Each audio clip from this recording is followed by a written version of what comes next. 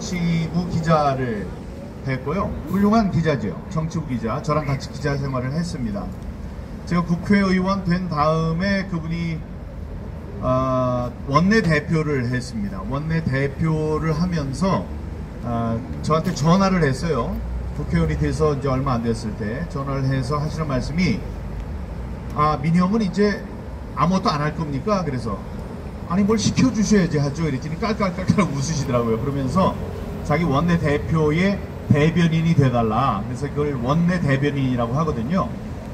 당에는 국회의원인 사람도 있고 아닌 사람이 있죠. 그런데 국회의원인 사람들, 국회의원들 중에 뽑는 대표가 원내대표입니다. 그 원내대표가 이제 대변인을 시키면 원내대표의 입이 되는 거죠. 그런 역할로 멋지네요.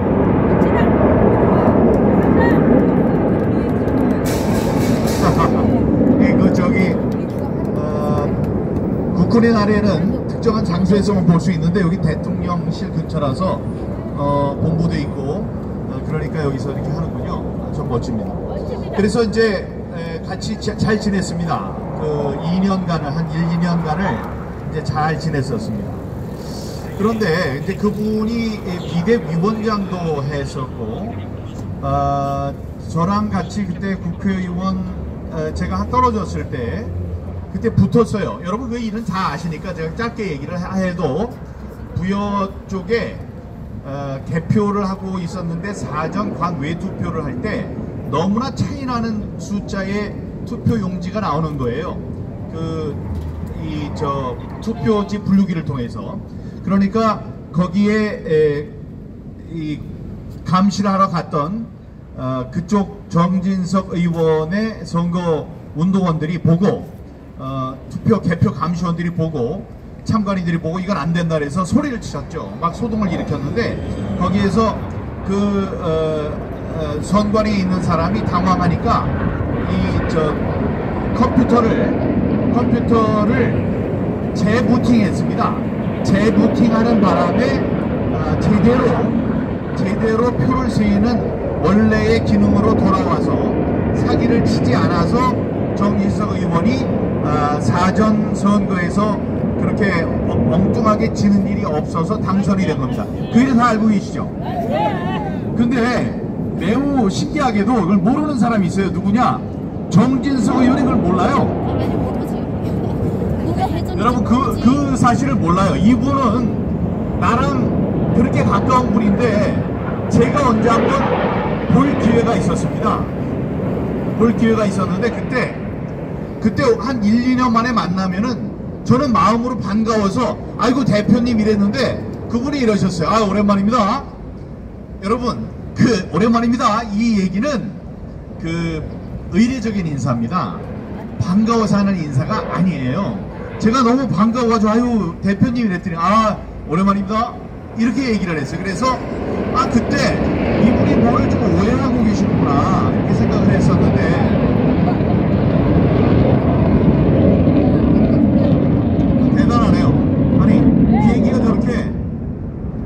떠 있는 것 같이 휑휑 달리질 않고 참 멋있습니다.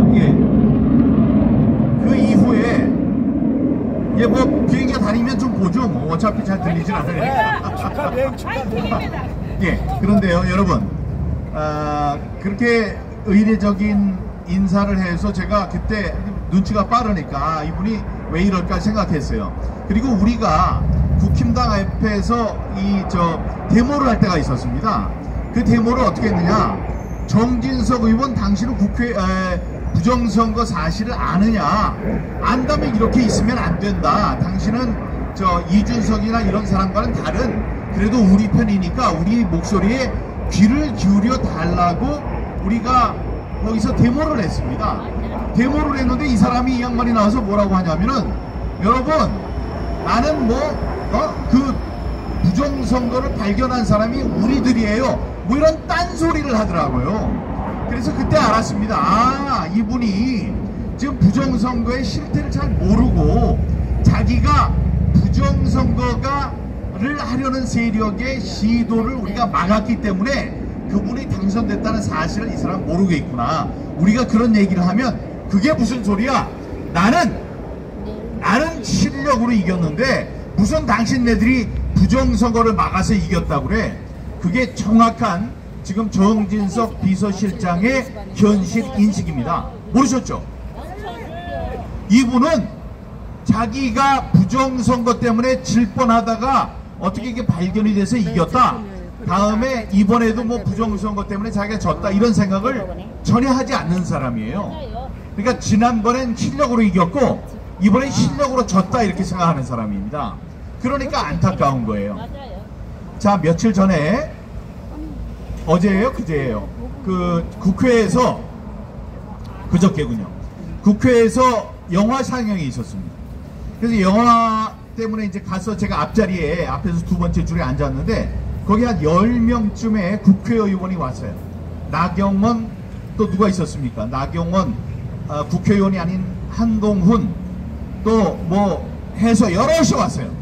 다들 왔는데 와가서 제가 인사를 하면서 이 사람들 얼굴, 다음에 서울시장도 왔고요. 이 사람들 이제 얼굴을 봤습니다. 얼굴을 봤어요. 이 사람들이 어떤 태도를, 그 사람들이 나를 맞는 태도는 제가 뭘 하고 있는지는 다들 알죠?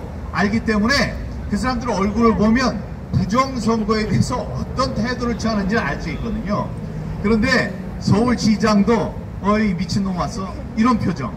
다른 사람들도 아는 사람들 얼굴, 당선된 사람들의 얼굴에서는 다 미친 짓 하는 사람이 왔구나 이런, 그래서 마지못해 악수를 해주는 그런 표정들이었습니다. 이게 우리가 지금 맞이하고 있는, 우리가 안고 있는 현실이에요. 현실 인식을 바로 해야 합니다. 이게 안타깝습니다. 안타까운데 우리를 좀 알아주면 좋겠어요. 부정선거에 대해서 좀 알아주면 좋겠어. 그래서 제가 며칠 전에 썼지만 바로 그 자리에서 느낀 걸 썼습니다. 오늘 국회에 와서 많은 국회의원들을 보고 손을 잡고 얼굴을 보면서 악수한 소감이다.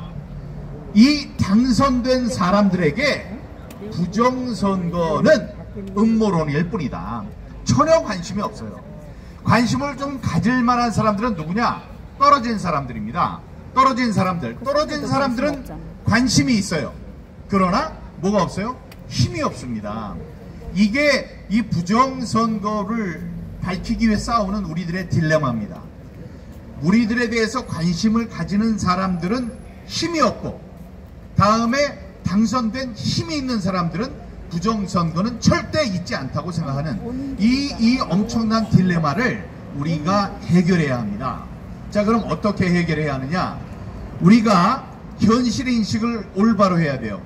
여기 있는 윤석열 대통령은 부정선거에 대해서 야, 부정선거 고쳐야 되는데 야, 이거 내가 힘이 없네 이럴까요? 안 그렇습니다. 정말 안타까워요. 그게 왜냐하면요, 우리들은, 여기 앉아 계시는 분들은 야, 윤석열 너는 우리 얘기를 들어야 돼. 왜냐? 우리가 4년 동안 그 춥고 더운, 이런 똑같은 일이죠. 춥고 더운 그 4년을 여기저기서 부정선거 있으면 안 된다, 부정선거 척결하여 이재명 안 되게 하자, 정권 교체 이룩 하자 하면서 우리가 목을 놓아서 싸웠습니다. 그렇게 싸웠는데 이 사람은 그걸 아느냐? 몰라요. 제가 얘기하는데 몰라요. 당신이 어떻게 아느냐? 알죠. 왜냐하면 제 지역구에 제 후배를 떨어뜨렸어요. 그래서 그 사람한테 뭐라고 했느냐? 가서 민경욱을 눌러라. 그놈이 돌아다니면서 한 얘기가 민경욱 선배는 여기서 안 됩니다. 안 돼요. 저를 지지하는 사람들 앞에서 그랬어요. 그러니까 그 사람들한테 물어봤어요. 그 사람들이 당신과 민경욱의 차이는 뭡니까? 그랬더니 아, 민경욱 선배는 안 됩니다. 왜 안 됩니까? 이미지가 나빠서 안 됩니다. 그래서 이미지가 왜 나쁘죠? 했더니 부정선거를 얘기해서 이미지가 나빠서 안 됩니다. 이랬던 사람이에요. 그랬던 자기의 비서를 여기다가 보내서 민경욱을 꺾어라 그런 사람입니다. 정신이 있는 사람이라면 거기 정도는 놔두고, 거기 간다고 해도 옆으로 가라라든지, 야, 거기는 그래도 부정선거 없애고 우리 정권이 탄생하는데 애를 쓴 사람이 아니냐, 그러니까 거기 좀 피해라, 이렇게 하는 게 상도입니다. 근데 그렇게 하지 않았어요. 자, 여러분, 그래서 됐습니까? 되지 않았죠. 바보같이 안 될 사람이었습니까? 아니에요. 당일 투표에서는 이겼습니다. 그런데 사전 투표에서는 졌죠. 그러니까 아까 말씀하신 49명 혹은 50명의 당선이 됐어야 하는 사람들 중에 한 명이에요. 그러나 그가 그 얘기를 할 수 있습니까? 못합니다. 왜냐? 자기가 그러고 다녔거든. 부정선거는 없다. 부정선거는 없다 얘기했던 사람 또 누구 있어? 하태경, 김근식 이런 자들, 그런 사람들은 떨어졌어요. 떨어졌기 때문에 지금쯤은 아우 이거 내가 당선된 건데 이 부정선거 비슷한 것 때문에 떨어졌네, 이런 감을 가질 사람입니다. 그런데 그런 얘기를 해요? 못하죠. 왜? 자기 한 짓이 있으니까 못하는 겁니다. 제가 이 안에 정진석 비서실장은 그렇다고 하고 그 이외에 수석, 다음에 비서관들, 수석은 차관급이고요. 차관급이라고 하지만 장관 몇 명을 자기 아래에다 두는 사람들이니까 높은 사람이죠. 다음에 이 정진석 장관급이라고 하지만 총리보다 높은 사람이에요. 이러고 다음에 그 비서관이라는 사람들이 있습니다. 비서관은 차관보라고 하지만 장관급 된다고 봅니다. 그런 사람들이 있는 사람 중에 제가 아는 사람들이 얼마나 많겠습니까? 지난번에 청와대에서 같이 근무했던 사람들도 있고 다음에 국회의원을 같이 했던 사람들도 있고 이래요. 그 사람들에게 제가 전화를 하죠. 전화를 해서 대통령께서 부정선거에 대해서 어떤 생각을 가지고 계신지 궁금하다. 그 얘기를 좀 해달라.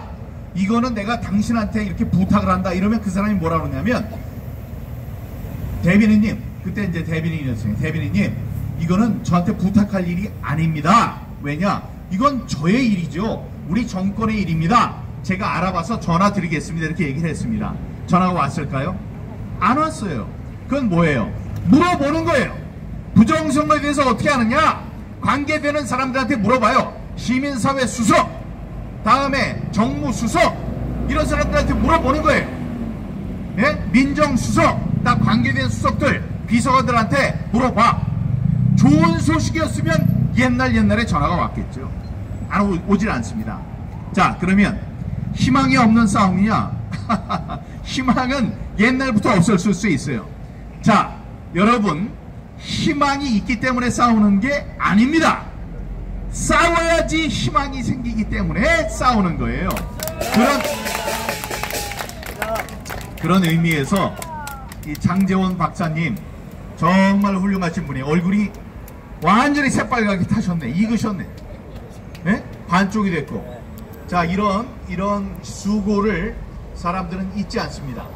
자, 이렇게 싸워야 합니다. 여기 있는 사람들, 여기에 지금 보니까 정보 형사들이 몇 명 나와 있겠죠.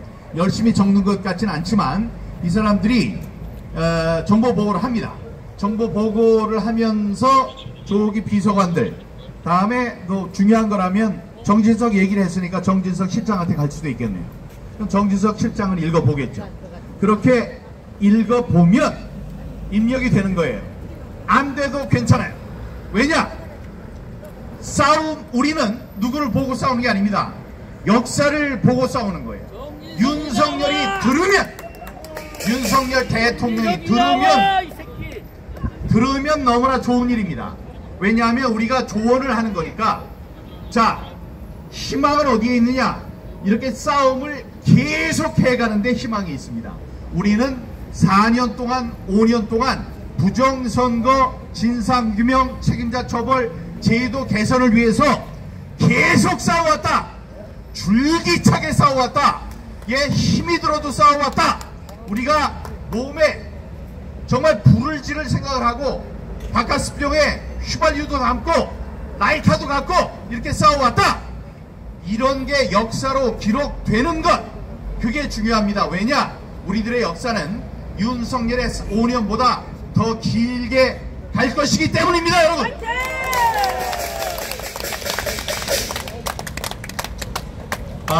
트럼프 대통령이 이제 당선, 이제 선거가 41일 앞으로 다가왔습니다. 굉장히 빨리 가고 있어요. 41일. 그러다 보면 곧 이제 선거가 다가옵니다. 지금 여기 국내의 언론들이 보도하는 것은 다 엉터리입니다. 뭐 복잡한 얘기할 것 없이 승자 독식 구조, 간접 선거, 다음에 이 경합주에서의 결과가 중요하다. 이런 우리나라와는 생소하게 다른 선거 제도 하에서 지금 선거운동이 계속되고 있고요. 정통한 선거 전문가들이 분석해 놓은 것을 제 눈으로 봐도 경합주에서 압도적인 승리를 거두고 있기 때문에 트럼프가 이깁니다. 트럼프 이기는 것은 트럼프가 이겨야 되느냐 말아야 되느냐, 트럼프를 좋아하느냐 마느냐, 한국 사람들의 희망사항과 전혀 관계가 없어요. 그러나 왜냐하면 뭐 미국 대통령은 미국 사람들이 뽑는 거니까요. 그러나 우리 마음속에 기도하고 바라는, 저는요, 여러분들은 어떻게 생각하는지 모르지만 여러분도 제 생각과 같기 바라고, 제가 왜 트럼프를 응원하느냐 하면 뭐 지금 이길 것 같으니까 응원하는 것도 있고, 트럼프 대통령은 4년 전에 부정선거로 당선을 빼앗긴 그런 억울한 사람이기 때문입니다. 트럼프 대통령은 자기가 얘기를 해요. 부정선거에 대해서 나만큼 많이 하는 사람이 없습니다. 그러니까 내가 그 제도를 고칠 수 있는 적임자입니다. 이렇게 얘기를 하고 있습니다. 그 사람은 얘기를 합니다. 이번에 부정선거에 가담하지 마세요. 이번도 마찬가지고 부정선거에 가담하는 사람들 바로 잡아서 우리가 기소를 합니다. 우리 하죠. 부정선거 사형 이렇게 들고 다니잖아요. 그렇게 안 해요. 그것은 얘기를 해요. 우리는 기소를 합니다. 당신을 재판에 넘길 거야. 그럼 당신은 오랜 기간 동안 옥살이를 할 각오를 해라. 이렇게 현실적인 경고를 했습니다. 그렇기 때문에 데이 원 대통령이 되는 그 첫날 부정선거에 대한 진상조사, 책임자 처벌, 제도 개선이 이루어질 겁니다. 그렇게 되면 우리나라 가장 기분 좋고 기뻐해야 될 사람들은 우리입니다. 우리에게 희망을 던져주기 때문에 그래요. 자, 그러면 뭐가 희망입니까? 트럼프 대통령이 윤석열 대통령한테 전화해서 윤석열 잘 있냐? 자, 난 트럼프 대통령인데 너희 나라도 부정선거 있었으니까 부정선거 조사해. 이렇게 하느냐? 안 해요. 그렇게 하지 않아요. 내정 간섭이기 때문에 그럴 리가 없습니다. 다만 거기서 바뀌는 걸 보면 우리 가슴 속에 희망이 솟는 겁니다. 맞아요. 시원할 거예요. 정말로 시원할 거예요. 눈물나게 시원할 겁니다. 우리뿐만이 아니고 가운데에서 실제로 부정선거가 있는 것 같은데 밖으로 나오지 못하는 샤이 투사들이 있습니다. 샤이 국토본 사람들, 샤이 부방대 사람들, 이런 사람들이 있어요. 아이고 내가 나가고 싶은데 이게 대세가 아닌 것 같아. 대세. 부정선거가 있었다는 증거는 차고도 넘칩니다. 이제 더 이상 찾을 필요도 없어요. 다만 중요한 것은 저 사람들이 음모론자로 몰리고 있어. 대세가 아니야. 이것 때문에 쫄리는 거예요. 가슴에 그 용기가 없는 거예요. 같이 나올 용기가 없는 거예요. 한때는 4,000명이 모였었어요. 그런데 아이고 똑같은 얘기 계속 해봐야 우리가 힘이 있나, 이길 것 같지 않아. 그러니까 집에 있는 거예요. 여기 한 100분밖에 못 모이는 겁니다. 그러나 그런 좋은 소식이 있을 때 맞네, 나가야 되겠다. 우리 광화문으로 나가자. 아니면 이쪽에 와서 윤석열을 압박하자. 이렇게 얘기가 될 수 있는 겁니다. 그런 때가 41일 앞으로 저는 와 있다고 생각합니다, 여러분. 박수를 덜 치시는 거 보니까 그래도 트럼프는 나쁜 놈이다 이렇게 생각하는 사람들이 있을 것 같아서. 왜? 박수. 하시고 계세요. 자, 여러분, 트럼프가 대통령이 되면 주한미군 주둔비를 더 내라는 얘기는 나올 수 있습니다. 네, 그렇게 할 겁니다. 그런데 안 줘도 될 뻔했었어요. 그 얘기는 나오지 않았어도 될 얘기입니다. 근데 그 얘기가 왜 나왔나를 생각하면 트럼프를 미워하는 여러분들의 마음이 좀 수그러질 겁니다. 자, 문재인이 대통령이 되려고 후보 시절에 뭐라고 했느냐? 사드 배치 못한, 사드가 뭐예요? 북한에서 핵이 날라오니까 저 아주 높은 데에서 아주 올라올 때 쳐버리는 게 고고도 미사일 방어 체제가 사드예요. 사드인데 그 사드를 여기다가 설치해야 되겠다. 그래서 한국이 보호가 된다. 이래서 배치하려고 했더니 문재인이 안 된다 그랬어요. 내가 대통령 되면 사드 배치 못한다 이랬습니다. 그러니까 트럼프가 깜짝 놀라서 저게 무슨 소리지? 그러니까 문재인이라는 자가 엄마가 이북에 있는지 어떤지 그런 얘기도 있고, 북한에 굉장히 친한 사람이고, 북한 핵에 대해서도 핵이 미국이나 한국을 치기 위한, 일본을 치기 위한 것이 아니고 김정은이 혹은 김정일이가 자신의 체제를 보호하기 위해서 만든 방어적인 수단이다, 이따위 헛소리를 하고 있는 거예요. 그러니까 이게 도대체 무슨 소리냐 그러면 아니, 한국에서 북한의 핵이 무섭지가 않고 북한 사람이 우리 친구라고 그러면은 미군이 거기에 왜 있어야 됩니까? 미군이 나가야죠. 야, 우리가 왜 거기 있어? 나갈 거야. 그런 걸 얘기를 한 거예요. 자, 너희들은 북한이 좋고 북한에 핵도 문제가 안 된다고 우리 갈게. 그럼 가면 안 되잖아요. 가면 안 돼. 그랬지. 아, 그래? 그럼 돈 내, 돈 내, 임마. 우리가 여기 주둔하는데 엄청난 몇 조의 돈이 들어. 몇십 조의 돈이 드는데 그거 너희들 더 많이 내. 지금 조금만 내고 있는 더 많이 내. 이렇게 된 겁니다. 이 문재인이가 그런 짓만 안 했어도, 아니, 그리고 문재인이 현장에서 바로 또 트럼프의 정미를 긁은 게, 대통령이 된 다음에, 제가 이렇게 얘기해도 되죠? 대통령이 된 다음에 정상회담을 하려고 워싱턴을 갔어요. 워싱턴을 가면 이렇게 백악관이 있으면 옆에 부통령이 또 있는, 부통령의 집무실이 있습니다. 부통령 집무실에 있던 펜스 부통령이 다음날 트럼프 대통령과 정상회담을 하는 문재인에게 가서 의제를 조율하기 위해서 갔어요. 갔더니 하는 얘기가, 사드는 환경영향평가 이후에 배치 여부를 결정하겠습니다, 이런 얘기를 한 거예요. 그러니까 이 펜스가 얘기했어요. 문 대통령, 내가 조언을 하나 하겠습니다. 트럼프 대통령이 부동산업자입니다. 부동산업자, 알다시피 부동산 개발하는 부동산 개발업자이기 때문에 당신 아까 얘기한 환경영향평가라는 것만 나오면 막 싫어하는, 정말로 싫어하는 사람입니다. 부동산 개발하는데 환경영향평가 계속 나오잖아요. 그런 거 싫어하는 사람이니까 그 얘기 하지 마세요, 이랬어요. 그런데 다음날 면전에서 사드는 환경영향평가 결과가 나와야지 내가 결정할 겁니다, 그 전엔 못해요, 이렇게 얘기를 한 거예요. 그러니까 트럼프가 있다가 하고 혼자 헛기침을 한 다음에 너 지금 뭐 얘기하는 거냐고 난리를 쳤다는 겁니다.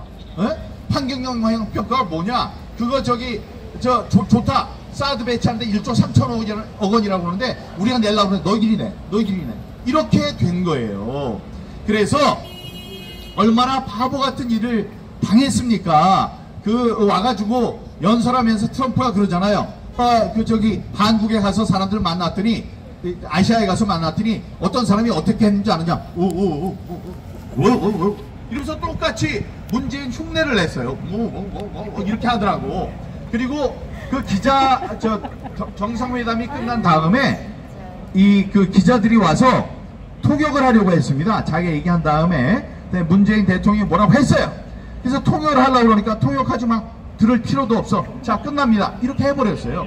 우리로서는 정말 화가 나는 일이었죠. 트럼프가 미웠지만, 문재인이 밉지만 우리한테 미운 가족이 나가서 또 두들겨 맞고 그러는 건 싫잖아요. 그래서 왜 저런 일을 하는가, 이런 생각을 하기도 했습니다. 근데 지금 보면 한미 관계가 나빠졌던 그런 것의 90%는 문재인의 잘못이다. 다음에 또 여러분 얘기 들으시는 게, 김정은과 친한 사람이다, 김정은과 친하기 때문에 아주 몹쓸 놈이다, 이렇게 얘기하는 사람들도 있습니다. 김정은한테 무서워하는 사람입니까? 트럼프가? 아니죠. 트럼프를 갖고 노는 사람이죠. 두 번 만났을 때 한 번은 막 기대를 높여주고 저기 홍콩에 싱가포르 어디서 만나가지고 중간에 나와버렸잖아요. 잠깐 이러는 데에 나와버렸잖아요. 갖고 놀았습니다. 다음에 트럼프가 있을 때는 김정은을 잘 조정을 해가지고 컨트롤해서 장거리 미사일 이런 미사일 실험이 없었어요, 한 번도. 그러니까 위협적인 태도를 취한 적이 없었습니다. 김정은은 미국을 통해서 자본주의를 무리 없이 들여오고 이 미국과의 사이를 좋게 하는 것, 거기에 관심을 갖고 있는 사람이에요. 그러니까 이 윤석열 대통령이 지금 우리 정권은 우파고 미국의 정권은 좌파입니다. 민주당 아니에요. 그러니까 이 좌파와 우파가 서로 다른 지도자들끼리 이렇게 지내는데 그런 관계에서도 윤석열 대통령이 가서 노래 한번 딱 부르고 사이가 좋아졌어요. 근데 이 트럼프 대통령이 되면 서로 우파의 대통령으로서 한미 동맹 관계가 지금보다 훨씬 개선될 것이다. 그러니까 너무 걱정하지 않으셔도 된다, 이런 말씀 드리겠습니다. 여러분, 우리가 이 싸움을 하는 데 있어서 우리가 구호도 외치고 막 여기 천창용 동지같이 이렇게 돌아다니면서 구호도 외치고 여기 계시는 분같이 엄청난 깃발도 흔들고 만들고 다음에 유튜버들이 방송도 하고 여러분들이 나와서 이렇게 모여주시고 이것도 굉장히 중요합니다. 똑같이 중요한 일을 하는 분들이 계신데 누구냐면 우리들에게 부정선거가 일어났다는 증거를 이렇게 전달시켜주는 사람이에요. 바깥에서 막 연구를 해가지고 연구의 결과를 이렇게 던져주는 사람입니다. 그러니까 예를 들면 로이킴은 Follow the Party 라는 중국 공산당의 모토가 그 표에 속에 들어있다. 그러니까 우리가 이 보물찾기 하듯이 부활절 계란같이 부활절에 숨겨놓는 계란같이 그런 해커의 지문을 어디에 숨겨놨는데 그걸 찾았다, 이런 사람들. 다음에 뭐 5명의 우리 전산실에 있는 사람들, 그 사람들만 조사하면 된다. 그거 뭐 감사하듯이 그렇게 하면 된다. 그걸 뭐라 그랬죠? 네? 감사하는 사람들이 아니고 뭐 어떻게 시키면 처음에 얘기하신 게 있는데, 예, 그런 거를 하면 된다는 새로운 시각을 던져주는 사람들이에요. 새로운 그래프를 그려주시고, 다음에 허병기 교수님 같은 분 서울에 425, 경기도에 599개 각 도에서 모두 사전투표에서는 민주당이 유리했다, 예외가 없었다, 이런 새로운 팩트를 우리 안에 던져줘가지고 그걸 우리가 막 휘저으면서 세상에 알리게 하는, 그렇게 입력을 시켜주는 사람입니다. 여러분, 그 중에 정말로 훌륭한 사람 중에 한 사람이 장영후 대표가 있었습니다. 장영후 대표는 해커의 주문이라는 책을 로이킴, 김미영, 맹주성 교수님과 함께 썼던 사람입니다. 서강대학교 화학과의 82학번, 공부도 잘한 사람이고 옛날 유공에 들어가서 프로그램을 짰던 프로그래머입니다. 아주 최고급의 프로그래머 중에 한 사람이에요. 이 사람이 이 부정선거판에 아주 부끄럼도 많이 타는 분인데, 이분이 저랑 동갑입니다. 82학번. 근데 이분이 여기에 나와서 언제 저한테 고백하듯이 얘기하는 거예요. 내가 여기 나와서 열심히 하는 이유가 여럿 있지만, 애국심도 있지만 이게 하나가 있다. 내 아들 같습니다. 아마 내 아들과의 관계가 별로 좋지 않았는데